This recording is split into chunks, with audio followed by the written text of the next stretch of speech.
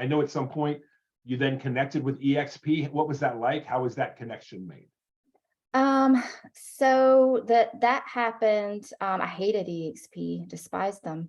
So I don't know if all of you did at one point, but everything I was building, I had to keep defending to agents that were seeing the opportunity at EXP. And of course, I had tainted information from where I was. And so I had a very different perception of EXP than what was reality. And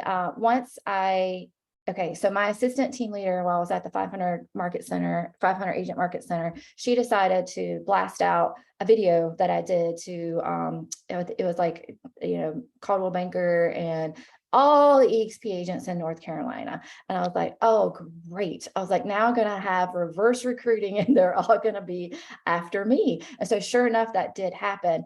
And then one guy in particular, he's like, I would really like to meet with you. And so I started looking him up. It was Rich Tomasini. I'd heard his name before. I knew he was pretty big at EXP. And so I was like, so I went to meet him and I told the assistant team leader, I'm like, just so you know, we're not getting Rich Tomasini here. I'm like, isn't that going to happen? So he's going to try to reverse recruit me, but I want to hear what he has to say. Like, I want to hear why everyone is so intrigued with EXP, because I can't tell you how many people I actually did talk out of going to EXP that came to bite me later when I and also that I had to see leave to go to EXP. But when Rich sat down with me and showed me the true model and what it was, a light bulb came on and I was like, wow, like this is everything I love at where I was, KW. You guys have figured that out by now. That's where I was.